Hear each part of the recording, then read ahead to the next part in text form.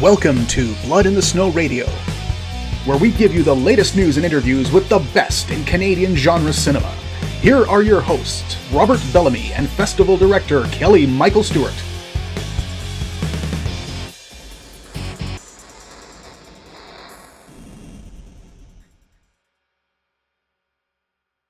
And now on Bits Radio, we have Samantha Mack here. How are you doing, Samantha? Oh my god, I'm so good. Yeah.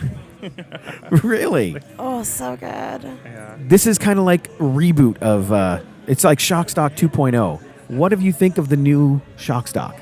I had no idea what the old Shockstock was like, so Yeah. I think this is fabulous. This is your first year here? Yeah. Oh, wow. Yeah. I'm I a did not realize that. Shockstock virgin. Wow. And Wow. there's no gentle here. Like this You just flew all the way from Vancouver as well. All the way. Oh my god, did you hear about our flight? No, I didn't. It caught on fire. what? No We way. had an emergency landing. What trouble were you doing? It took us 26 hours to get here. Really? Yeah. Holy. Yeah. I've never been on an airplane that caught fire before. Yeah. It was scary. It was not fun. Yeah. No doubt. Yeah. So you had emergency landing like what, in Saskatchewan? No, or- Vancouver. It was only 20 minutes in the air. Oh. Turned around, went right back to YVR. They sent all the other planes to Seattle Yeah. or to the other side, and they had firefighters all ready. There are 5 fire trucks surrounding us. That would make me so nervous. There's fire trucks all around you in case it blows up and you're in it. Yeah. Yeah. Oh, yeah. No, they evacuated us pretty fast. Oh, good. Okay. Yeah. Yeah. There was firemen dressed up almost like spacemen. They had huge suits on, and they had these spray nozzles that they were just like holding up towards the airplane, like that's going to protect them. Yeah. Yeah. Yeah. It was amazing. Wow. But we got here. I'm here. I have no luggage, but I'm here. Oh, even your luggage? Wow.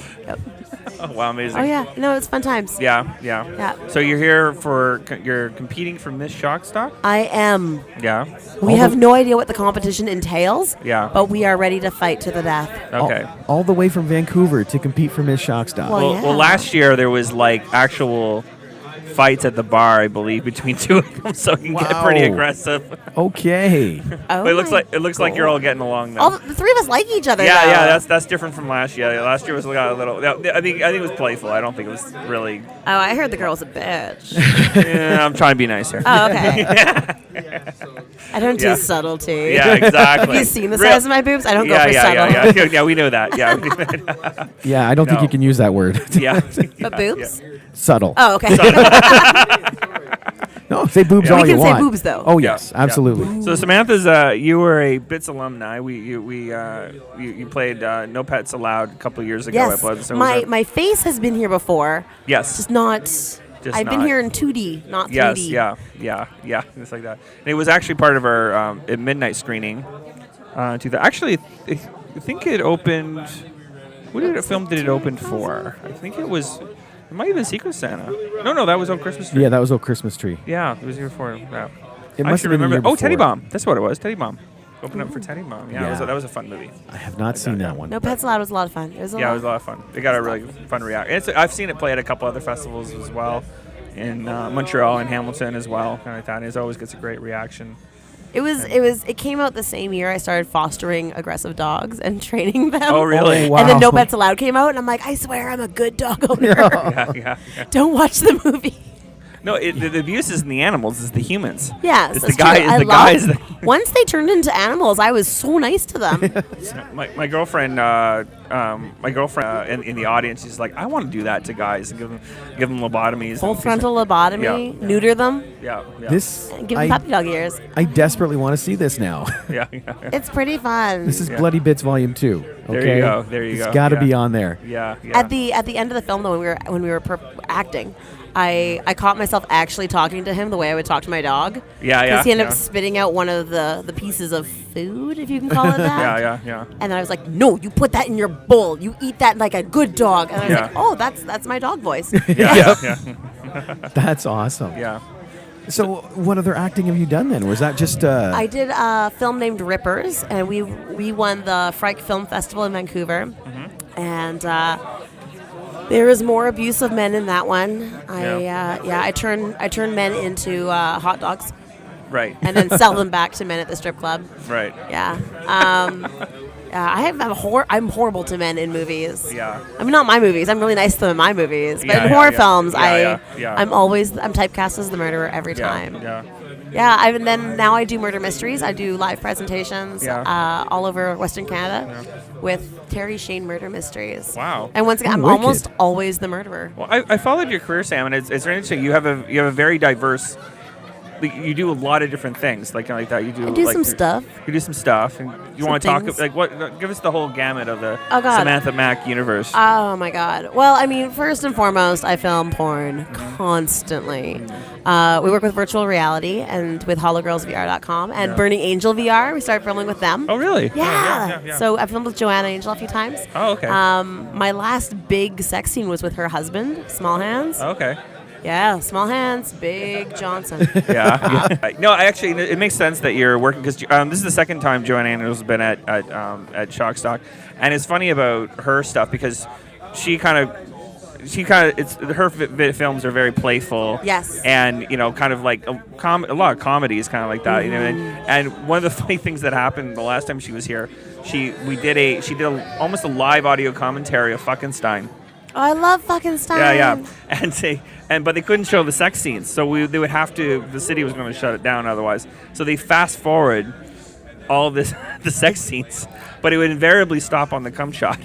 Of course. So it was the strangest. So it was the weird screening of cinephiles watching this in the audience, and then just this kind of watching this in fast forward and it's like that. But yeah, the attitude and stuff like that of the Burning Angel stuff, kind of like that. I think. I love them. It's a great fit with your kind of playful attitude. Yeah, I've wanted to work with her for a long time. Yeah, This yeah. is my year, guys. It finally happened. Yeah.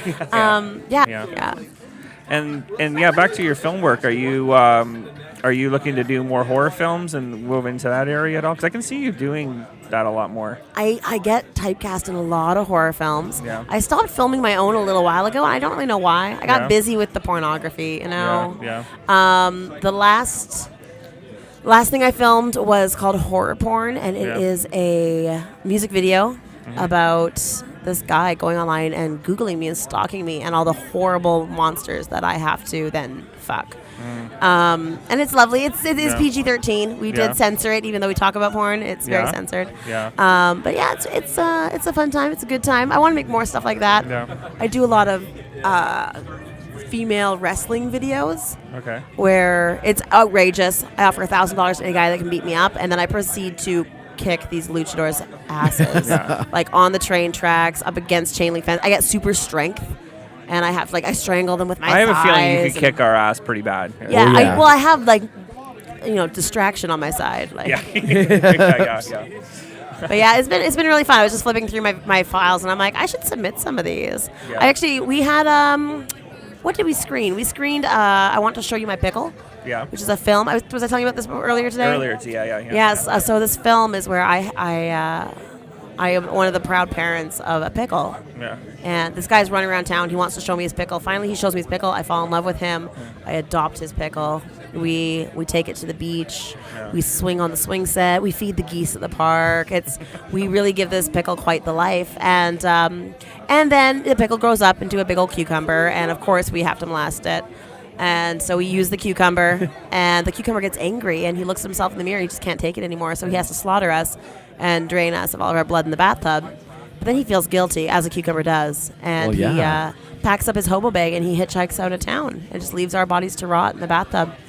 That's why I don't have cucumbers in my house. Yeah, be That's good. exactly why. That's why you don't put cucumbers where they don't belong. There's a moral to the Yes. story.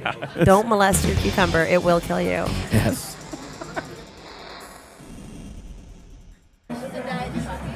And here at Shockstock with our launching of Blood in the Snow Radio, we're now sitting with Kyle Hytonen. You got it. I got it. And Derek Lukosius. Yes. Yes.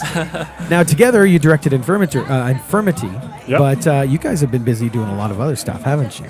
Yeah. We actually met on Derek's feature about 2 years ago, a year and a half ago. I did audio on it. I was the sound guy, and Derek was directing, The Lone Paddler. And I guess we hit it off. We're both from Hamilton, so we knew that once the film was wrapped and we parted ways, we were going to meet up, have a beer, talk about what we were doing. We Talk some hammer horror. talk some hammer horror, Hammer talk Town some filmmaking, what we were up to. And I think we were both at that stage where we just wanted to make a movie, just really quick and easy, something fun, something goofy, and that's really where Infirmity came from. So we started. I think we had a beer after his shoot after the Lone Paddler, and then within probably like a month or two, we were writing a script. Like it just happened that like fast. Well, and see, that's the fun of shorts. You know, it's a feature in a weekend. You know, you get in, you shoot some stuff, you do fun, and then put it together. Yeah. Like the Lone Paddler was like a 2-week shoot. Like it's a feature film, so it's long. And then it was nice to just do this quick thing, like over like the a weekend, 3-day. with just like friends of ours that are filmmakers and the crew and cast, and it was great. Just something fun. Yeah, it's great to be shooting in Hamilton again too, especially after being up north for 2 weeks and falling into lakes and stuff like that. Yeah, being indoors. Being indoors for 3 straight days, it was beautiful. Yeah. I was going to say something called the Lone Paddler. I picture a lot of water. Yes. Yes. Lots of falling, lots of tumbles, lots of canoeing. It was crazy. Oh, wow. Yeah, It was and quite a lot of people on set did not know how to canoe. And it was a little bit of a disaster at times. That could be fun because if those boats are unforgiving. Yes, they are. And I mean, when you have 3 actors who are pretending to know how to canoe, pretending to be like these camping experts and these, at least it's pretty treacherous stuff. But the funny thing is, I'm an outdoors guy. I'm a relative I do like canoe trips in Algonquin and whatnot, and I'm the one I think it was the only one that fell into the water because I stepped on like a swamp. So like here's the ground right here, the ground ends here, and then you think the water line's here, but this part of the ground is just like a swamp and it just sinks you right into the water. I took that wrong step and I ended up like waist deep in like this sludgy mud, whatever it was. Well, I was a cub leader for forever, okay? And one of the things we had to do was take canoe training. So we were out in the water and my buddy and I, we handled it no problem. Everybody's flipping and falling in. They did the last part of it in a pool. So we're going, we got this no problem. We went to get in the pool and flipped. We were the only one to flip it in the pool. Listen, It was in a pool. It's an all-Canadian skill that should be taught in every school. I used to have a teacher who would commit to that, and they used to take kids up to camp too. And he would always say that this is like the #1 Canadian skill that every Canadian should know. What got you into film? Because in southwestern Ontario here, there's not a lot of it going on other than Toronto. Right. Yeah, I mean, I used to just make movies on my street with my friends and my brother, and a lot of the time they'd be rip-offs of stuff. Like our first movie was Spider-Man, and we made what else we made? We made some Indiana Jones movies and stuff like that. Just kind of ragtag, kind of running around the neighborhood and messing up our neighbors' lawns and stuff like that. So when did you branch from that into actually thinking, you know what, I'm going to make a film? I think that was when that's when university time came around, really. It was I guess just applying for film school and trying to figure out what was wrong with everything before that and then trying to make it look right. So other than copyright infringement? Other than copyright infringement, yes. Other than John Williams doing your score. Yeah, John Williams was credited with almost every one of my films. That is cool. I know. I have not yet had John Williams do any scoring on mine. I'm jealous. He and I go way back. So Kyle, what got you over that hump into the real stuff? I think it was after film school. I learned a lot in film school, but after film school, I was kind of in a lull. I wasn't really working I was working post-production houses. It was just very boring, mundane work, working for other people's productions. So I started a YouTube channel, and I started doing a bunch of YouTube videos, kind of just goofy little blogs and spoofs and whatnot. And I mean, I would literally just film them by myself. I would set the camera up and just play 4 different characters, little shorts. And it really got me back into making films, making my own stuff, making my own projects. And I just slowly started getting more and more connections with filmmakers, going to more festivals and meeting this guy and this person. Oh, you do sound. Oh, you're a writer. Oh, you're an actor. And meeting more people and going, now I have a few people that I know that actually want to do a movie, actually are willing to take a day out of their life for a cup of coffee and just make a movie. And that's really where it started, and it just sort of built. Every movie was like bigger than the next. I learned what was wrong with the last one, and the cameras got bigger, and the audio got bigger, and the actors got bigger. And we actually, when we were making Infirmity, there's an actress that I work with, Heather Dickey, and I worked with her in like 3 or 4 films. And I mean, the first film was just like shooting it in my friend's backyard, and like her doing her own makeup.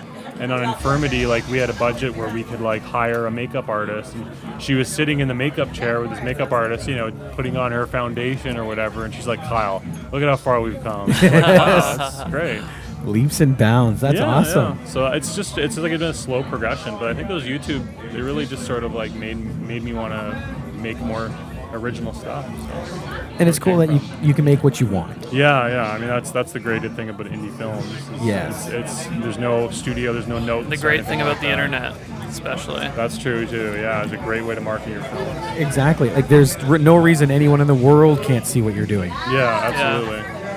Wow. No, it's very true, and that's a great thing. I mean, maybe 20 years ago, there was a smaller market for it, so maybe you could get your films out there, like a short film or what have you. But I mean, there is a lot out there now, but at least there's so many markets that you can do that you can put it out on. IndieView and you know, I can't remember the other one. Shockstock. Yeah. We've got Infirmity down at our merch table, so it's great, you know, like a convention like this to support an independent filmmaker. Well, I actually took a page out of the Black Fawn book. With these kind of conventions, it's good to get out and meet the people. You know, you talk to people, you become more publicly connected. Yeah, absolutely. Totally. That's the problem with some of the big studios is they are a corporation, they're not a person. Mm-hmm. They're It's not kind a of face. hard. It's also kind of hard to look out for like certain types of movies like these. Like some of these movies kind of completely go off.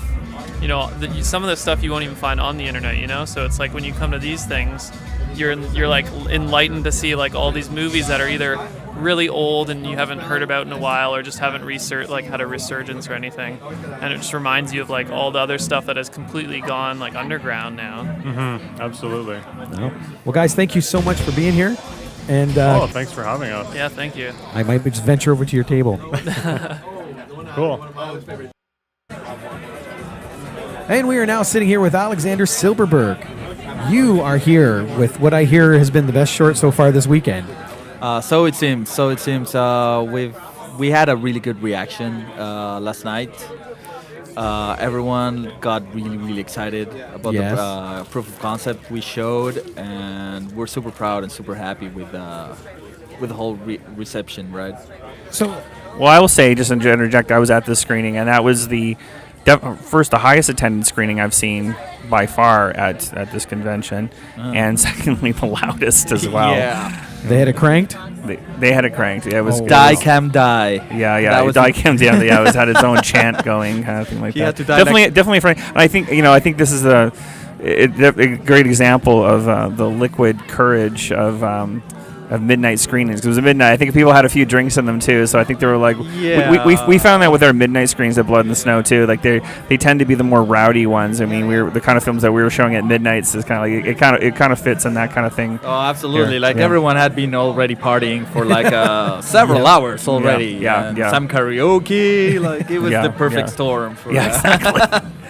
That's awesome. So now, what brought Human Cattle to life?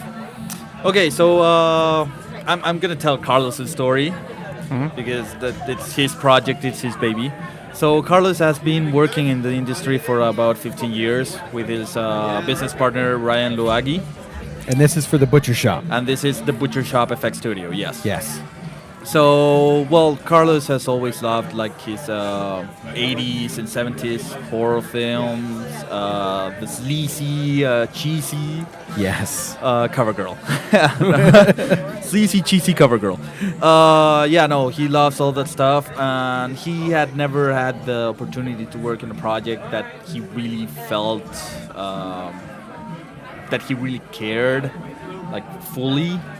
You know, like there's always your budget always gets gutted a little bit. You don't always get to do all the effects you want. Yep. Oh, the producers just won't let you like go that far. So Carl just fuck it. I'll just do my own, right? Yep. Well, I've talked to a lot of effects teams, and that's the thing too. Like, Yeah. I even had that with I was talking to Nick Fluke, who does the digital effects stuff, and he did stuff on my film Late Night Double Feature, and he did like just little things like little blood splurts and Right. gravy, like steam off of gravy going on like that. And he said, Kelly, for the money you paid me, I would have done an entire monster for the movie, like if we had one, like, for the same money, because that would be more of a labor of love, and this is just more rudimentary stuff. And so I think there's always those passion projects that I think Exactly. effects teams want to do, to just to exercise their skill and their fun. Yeah, absolutely. Like, honestly, I mean, I haven't been working in the industry that long. It's been about 3 years. Ever since I graduated from TMU, I went to go work with the Butcher Shop guys. And yeah, like I haven't had any chance to work on a creature project, and they rarely had the chance. And I think that's why you get into the effects Yeah, business, exactly. is You- to do stuff like Predator. You want to make a monster. You want to make The Fly. You want to make Predator. You want to make Alien. That's what you want to be making, and that's how it came to be. That is awesome. And you said this is a proof of concept, so there is a major motion picture sitting behind there somewhere. So yes. So okay. What we did last year, we got together a weekend in September, and we shot scenes for a trailer to show investors to get enough funding for the actual film. So we spent like a month preparing effects, working on the script, working on the costumes, and then we just went like one whole weekend and shot the hell out of it. All explosions, blood, monsters, everything, man. That is so awesome. So now, it's been made. What are your plans going forward? I understand that now with the proof of concept we showed last night, I think the objective is to shop it around a little bit and get investors. You understand Carlos has already some connections pre-made, and see if we can get enough money to get it going, man. That'd be perfect. Oh, that would be a dream come true. All right. Thank you very much. No problem. Thank you, man.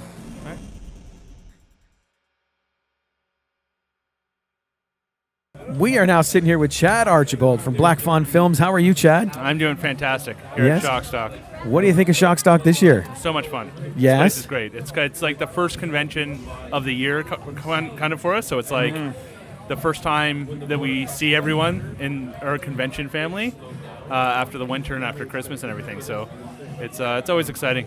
Always fun. Crawl out of hibernation, and this is it. Yeah. Yeah, it kind of feels like Bits is the end of the season, Exactly. and then this is us kind of coming to that hole for the new year. I think that was the last time we had a booth set up selling DVDs was Blood in the Snow. There you go. Yeah, really. Yeah. Wow, yeah, there is actually Bookends. lines. I didn't realize that. Yeah. So now you mentioned this is the first time you get to see the Con families from last year. That is a huge part for Black Fawn, isn't it? Going from convention to convention, actually meeting people. Yeah, and I mean, you spend so much time over, 3 or 4 days or however long the conventions are, with the same people that you really get to know them, and they're people that you would generally consider friends, but like most of the people here, I've never actually seen outside of a convention. Right. Like I've never going out for a beer at a bar. I'd be like, weird. This is. It's weird, right? It's interesting. As we were talking, I have what I call the Shockstock friends. There's people I've only seen at Shockstock, and the girl I know just walked past that. I see her every single year. We say hi to each other and hang out, but I don't know outside the convention. Yeah, and it's funny, that's exactly it. It's like not even just convention people, but people that actually come to these things. Where it's like they all come every year, and yeah, it's just awesome kind of seeing everyone again and seeing the updates. And I mean, we're selling movies, so it's great actually talking to people that bought movies last year and they come out and they're like, I love this one and this one was cool and like special features and kind of talking about their experience with it. You get a lot of feedback from that way, and that helps make your films better. Yeah, it's great. Well, not just the films, but the distribution aspect of it. Yeah. 'Cause I like that. And I still remember back in year 2, I think you had one movie with one little tiny table and kind of like that too. It's interesting to see you've got quite the setup now. With you even had a highlight video for you going on tour. Yeah, I mean it's actually so much fun for us. Like we love doing it. We actually love being at these conventions and stuff. So I mean, there's a business aspect of it where we're going and we're selling DVDs and talking to people. But there's also like just the fact that it's, me and the guys that work at Black Fawn Distro, we're all best buds anyways. Yeah. So I mean, it's even all of us. It's like a lot of times it's like the only time we see each other all together is at conventions. Right. So it's same with that.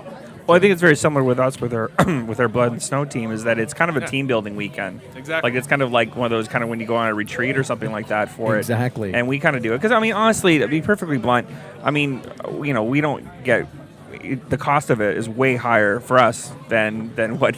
than what we receive back financially. Yeah, I think we're all on the same page. Yeah, here. same This page is on like, there. But it's invaluable in every other way. Yeah. Kind of like that. It's kind of like it. You can't put a price tag on it. Yeah. And also too, it's hard to and I want filmmakers to know this too, is that they say about success is 80% showing up. Yeah. And I was kind of like, it's interesting. We were I think you were talking, Robert, to someone that was that was in kind of in this area. That was wondering why there was no filmmakers in the southwestern Ontario. Yeah, that blew my mind. They were in Woodstock. They were in Woodstock, and they didn't realize. And I'm like, this is like the mecca of especially like Canadian horror and stuff like that in southwestern Ontario. There's so many different pockets of different filmmakers that are working actively in this area. Absolutely. But here's the thing: is that unless you get out and come out to these kinds of events, and I don't mean networking like, hey buddy, here's my business card. I mean just being there and kind of aware, it just happens kind of more organically. Yeah, like whenever you go in and actually talk to people here, it's not like it feels like networking. It's actually just like you're just hanging out with people, meeting people. Well, and it's interesting because I've had I guess you call business relationships built up here that I wasn't aware of at the time. For example, like when we were doing late night double feature, I met Torrin and Zach here, and they were just two. What? At Chalkstock. Nice. And I was just like, but it wasn't like a big monumental moment in my life, meeting these teenagers selling their little VHS tapes. You had no idea how they were going to change your life. Yeah, exactly. Next year, and then literally 3 years later, we're in New York premiering the movie, and they're doing an interview, and they reminded me over the interview that I forgotten I met them at Chalkstock, and they were like, I remember that year. Yeah, and I'm like, oh, okay, right. I didn't even realize, and then it's like, there you go. I mean, it's kind of like those little things like that. Yeah. It's really interesting. You never know who you're going to meet and how it's going to change your life. We met Speaking of which, where is Zach and Tori? Speaking. I know. They need. I know exactly. See, give those boys. They've gone Hollywood, I think now. Well, they had a film last year, didn't they? At Blood and Snow. They both did. Yeah, I guess. Yeah. Zach had his short, and with Charlie, and then of course Torian had his feature film there. 3 Dead Trick-or-Treaters. Yeah. No, they've been very, very active, and so that's a fun. When you see like that too, where they have they're I'm not kidding. They literally were selling their VHS tapes and stuff like that. And they're like that too, and then you kind of like branch out, and it's interesting to. So it's interesting. I've wondered, like, from yourself as a filmmaker too, just being in these kinds of environments, just talking to people too, just like building those kinds of relationships. It's so much fun talking to people that you don't know about the movies that you've done. Mm-hmm. So we have Black Fawn Films, which makes movies, and Black Fawn Distribution, which releases movies. Yeah, 2 totally separate companies, even though everyone kind of always confuses them. Yeah, but.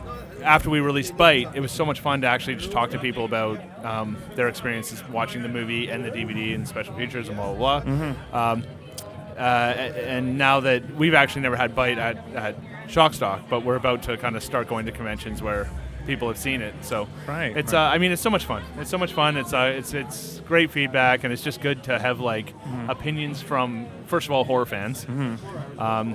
And second of all, people that you don't know. They have no reason. They can tell you the honest truth because they don't even know who the hell you are, right? Right, yeah. So I mean, that's invaluable too. I mean, it's whenever we do our movies, it's we write scripts or whatever. It's like we send them to people, and if they read it and they don't give feedback, or they're like, "This is amazing, I love it," it's like you never get a script again. We only give it to the people that come back and say, it sucks. This doesn't work. I don't think that works. Right. Blah, blah, blah. And then it's hard to get true, genuine feedback because there is a lot of people that really like to support their friends. Right. Which is amazing. But it's also hard to find people that realize that by supporting your friends, sometimes you have to tell them what's up. Right. Like, this isn't working, or that doesn't work, or this is my opinion on whatever, right? Those people are important, Do you find with the people you're talking about when you meet new people selling the disc, do you have like a base now that start to come back like each year to get like what's the, like is there are there people following like that? Yeah. Right? Yeah. I just talked to someone that was like, oh, I have all your movies, and I was like, amazing. Which one's your favorite? And they were like, oh, I actually don't have a DVD player. I haven't actually watched any of them. I just really like you guys. Okay. I thought they're going to say they BitTorrent it or something like that. We have a lot of those too. Yeah. We have a lot of people that come up and take photos of our all our DVDs and goes, oh, this looks great. I'm going to download this tonight. Just oblivious to the fact that that's like not cool. But yeah, I mean, we have tons of people that come back and they've bought everything that we have. So I mean, it's hard because sometimes we're like, wait, man, we should release like 10 discs. Mm-hmm. But I mean, every disc that we release is like important to us. Each one is like numbered specifically, like they're part of a collection, and we push each one and give it the time that it deserves. Mm-hmm. We're filmmakers as well, so I mean, we know that. Distributors in the world, a lot of them, it's just like, all right, just get artwork done and ship it out, and nobody gives a crap about it, right? Yeah. Whereas like every movie that we do, we give a crap about. We push it, we give it like good time. We're not releasing like 5 titles at the same time, just whatever. Well, I think that's a mistake a lot of distribution companies do, where I'm seeing what they're doing. They're putting out 20, 30 titles, and then just seeing see what sticks. Yeah. And there's no quality control on that. It's just like you just don't. Absolutely. Do you know Ryan Andrews? Yep. He released Sick, Survive the Night. He showed me the DVD cover, which looks nothing like what the movie's about. And on the back, one of the pictures on the back is actually a production shot for blood continuity. It's not even in the film. It was just so. There's some DVD covers that we've seen on our films around the world that we're like, what the hell is that? The first movie we ever did was called Desperate Souls. Right. And the cover that Alliance Atlantis released with it was like some weird wood monster. It was like a forest with this wood monster on it. It was like nothing to do with the movie. I got a good idea for a script, but it's not that one. But yeah, all over the world, man, we've had some super weird artwork that comes out. And a lot of distributors, it's like they'll have artwork for another movie that wasn't like, all right, it wasn't the one that actually got approved, so they just have artwork hanging around. They just like grab it and throw it on something else, But that's it. It's like I started Black Fawn Distribution sheerly out of the fact that I just hated distributors. I had just grown to hate them. Don't get me wrong, I love a lot of them, but I just like I had done a ton of films, and I had never seen an MG or not an MG. Like I had never seen a royalty check from any companies that we've ever given a movie to, and I don't know. Like it's so unfair that shit happens. Not even on Desperate Souls you did, because I know you did pretty good. Yeah, we do. We got MGs from some people. Oh, okay, right. For sure, but there's a lot of companies, even companies that we're friends with at this point, where it's like we gave them our movies, and they're like, no, it's going to do great. We're going to push it. They put it out. Nobody gives a crap about it, and you never see any money. You get like the reports, and it says like I think one of our films, we just got a report for it, and it said that it had made $870,000, but the expenses were $920,000. Wow! And it was like, what? Like Black Fawn Distribution, it started because of us getting screwed over, and other filmmakers getting screwed over. Yeah. So I mean, at this point now, Black Fawn Distribution, we have given royalties to every film, every filmmaker that we've ever worked with gets royalties from us. Right. And it's still growing. Because I think just explain to the audience too is that what happens is. And it happens legitimately too. Is that there is the overhead of selling the film. You have to the printing cost of it and all putting out putting on the different services and going even to the, for the sales agent, going to the sales markets and stuff like that, and going to the south of France to sell this stuff isn't cheap, right? Nope. And it does add up, and easily. And so what happens? So a lot of independent filmmakers get thrown off because they think, okay, maybe they've made a budget like a credit card film for like $50,000, but then the distributors spent $50,000 on top of that, getting it out there, kind of thing like that. And they have to make that back first before you see, and that's what Chad's explaining right now. Is that is now obviously that's obviously inflated that one, what. And that's the thing is that distributors just there's so many of them out there that don't care about the filmmakers. Yeah. Like I've even talked that being a distributor as well. I've had distribution talks with people where I've heard them say things, and I was like, oh my god, that is so disrespectful to the filmmaker. Like what, for example? I think we should be getting a bigger cut of this because, like, in the end, it's like we're doing all the work for like putting this out and blah blah blah. It's like, what about the dudes who actually made it? Who like slaved and like they were in the mud and the trenches and killed themselves forever to make this movie? You don't think they deserve any money? Right. And it's like they're not even part of the conversation. Right. It's like mind blowing. Yeah. And like it used to be. There was a world before where there was like Rogers Videos and Blockbuster, whatever. It's like you can pick up anything. Like the first movie that we put out, Desperate Souls, was like you could not give that away in today's market. Like I couldn't even give it away to someone to put it on DVD. Right, it was so bad. Right. But back then you could sell anything as long as it was done because the company would take it. They'd instantly sell. The market wasn't flooded with all these the titles they'd now. Instantly sell 80,000 copies across Canada to all the Walmart or to all the video like stores, Rogers and blah blah blah, right? So it's like as long as they had a movie, they were making a shit ton of money, and there was so much money coming in, and these people were like making tons. It was crazy. Yeah. And then as soon as like Netflix and illegal downloading and whatever, and all these stores closed down, now there's nowhere to actually like output. Like there's like Walmarts and shit, but it's getting small now. And like their DVD like sections are getting smaller. Oh, they're by, tiny. Like, the they're tiny. month. Yeah. So it's like there's really nowhere that you can just guarantee make a ton of money. So a lot of these distributors now who are used to making so much money, now they just inflate all their costs, or they keep them inflated because that's what they did before, but everyone would still see money.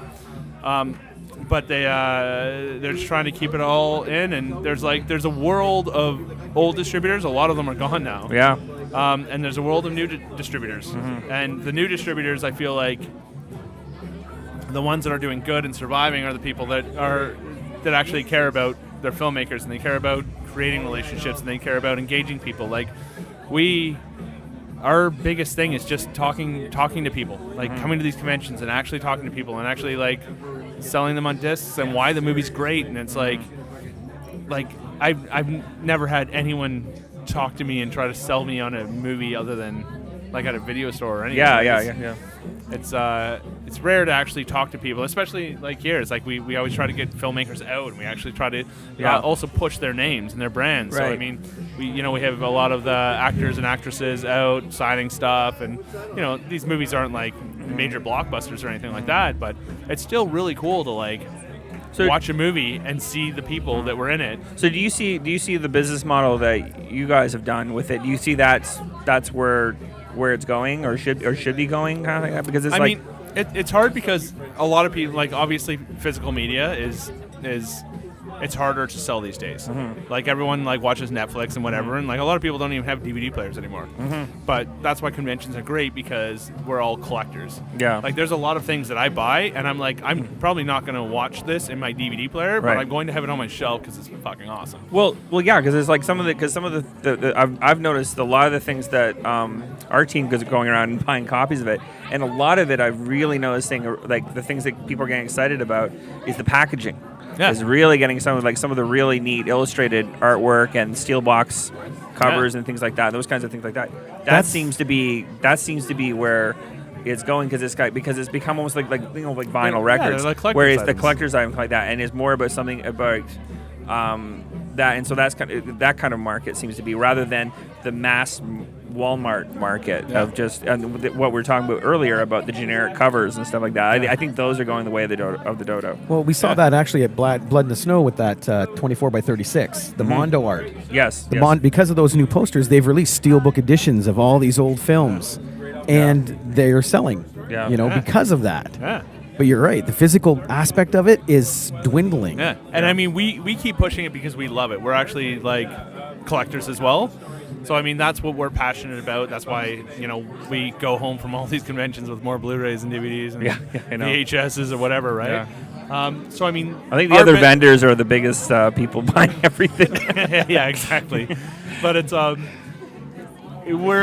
this business model is designed not about it being the best business model in the world. It's designed about the fact that we care about it, right? And we want to put this stuff out because we want to buy this kind of stuff, right? I know that there's many other distribution companies that are doing fantastic in the world, that are right into the digital realm, and they're really pushing like all those things. And I mean, we're definitely moving into that world too. But I mean, we're going to be here till the grave is put on the DVD market. Yeah. Yeah. It's something that we're going to push for as long as we can because we're fans of it, and we care about it, and we want it to stick around. So. I gotta be honest, I can't see the DVD market ever disappearing completely. Just like vinyl, it's come back. It's one of those mediums that seems pretty standard. But it turns into like collectors again. Right? Exactly. It's the collectors that want it. Yeah, there's not mass consumption of VHS right now. Yeah. But No. you come to a thing like this, and everyone walking around, everyone we talk to at the booth, we're like, dude, what'd you get? And they're like pulling out like all their old big VHSs. Yeah. With you, directing and all that stuff, I know you finished your 8-picture deal. What's on the horizon for you? Because you got to go forward now. Yeah, so we re-signed with Breakthrough Entertainment to do a couple more films. It's kind of open-ended, but right now we're gearing up for a new movie called I'll Take Your Dead, which I've been writing with Jamie LaForest, who did Bite and Heretics. I hear that's a good one. Yeah, so we've been writing it for about a year and a half, which we never get to actually write a movie. Like generally, like The Heretics was written in 3 weeks. Bite was written in 6 days. I think he wrote it.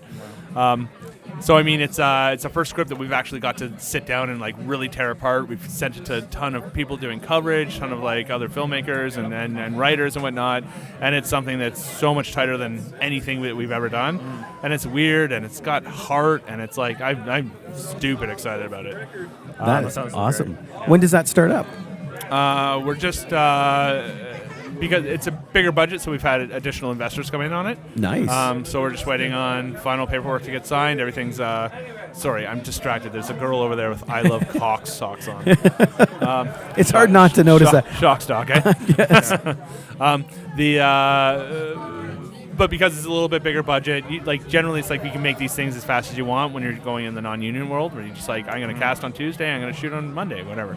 But now that it's union, we've got bigger actors and so you are going union for this one again? Yeah. So it's a significantly bigger budget, and it's we're trying to get some names involved, and it's all coming togetger, but we're really realizing that in that world it takes time because it's a hurry up and wait. As we want to work, it's you still have to wait on the rest of the world to do their shit. It'll be interesting to see how you feel about this process versus the more faster. Yeah, that. I mean, I'm losing my mind not being on set right now. I guess that's the tough part. Yeah. So I mean, I think you're feeling what most filmmakers are feeling usually is these big gaps between. Yeah.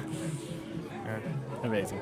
But that's the hardest part about the whole thing is that it's just we're so used to being on set. We're so used to making these movies so fast, and it's like conventions. It's like a lot of these people we never see outside of film, and then we live with them for a month and a half. Yeah. And now we're getting to the point where we're actually starting to go out and hang out outside of the film world because we're just dude, I haven't seen you in 8 years. It's sad now. We're we stayed together in a cabin in the woods for a month. So it's so I mean that aspects of it's hard, but what we're trying to do is we're trying to line up a bunch in a row, kind of. Right. And once we get on set, hopefully we can just stay there. Keep going. We can just stay there forever. And never come back. Yeah. Never come back to the real world. Yeah. On the Heretics, I actually. We shot at a cabin in the middle of the woods, way back in the woods. You had to drive through fields. It was in the middle of nowhere. And we built this whole cabin. And it was a very low-budget movie. And we just, to save money, and the fact that we just didn't want to ask anyone to stay there overnight. But all our gear is there, and it's obviously faster if you can just turn on the generator and we start filming the next day. So I actually stayed at the cabin the entire time. Oh, wow. So it was like fully functional cabin. We had a fireplace in there, everything. So it's like the crew would go home, we'd all high five. Then I'd like go and I'd like actually sleep on the cot that like the characters caught in the movie, and I'd throw a couple logs in the fire, and that was my place to live. So even now, it's on Easter. I went back out there again, and I saw the cabin for the first time in like, I don't know, 9 months. It was like the first time it like lasted the entire winter and everything. And I like walked in, and I was just like, man, so weird. Like, this was my baby. Like I built this thing with like me and the production designer and like some friends. We built this by hand. And it was like our favorite thing in the world for a month. It was so special. And then it was just like forgotten. And it's like the world's like taking it over. Like there's like moss coming up. I think there's a beehive in the like wall of the one corner. Like you walk in there and it's like nature has taken this place back. They don't. Yeah, nature does not wait. No. You're gone. It's ours. Yeah. Last time I was there, I stepped on a beehive. I had things everywhere. I literally ran out. I never went back. So it's like, nope, it's gone now. It's taking it. Yeah. Oh, wow. All right. Well, on that note, thanks, Chad. Thanks for thank you guys, and congratulations on Bits Radio. This is crazy exciting. Oh yeah, it's an exciting new venture for us. Yeah, and hopefully we can keep doing it. Yeah. Bits Universe. Join us next time for Blood in the Snow Radio. Bits Radio is a production of Three Evil Cats Productions in association with the Blood in the Snow Canadian Film Festival. For more information and to listen to other episodes, visit bloodinthesnow.ca and tweet us at BitsFilmFest. Music by Jen Gorman, produced and edited by Kelly Michael Stewart. I am Eduardo Correa Lima. Till next time.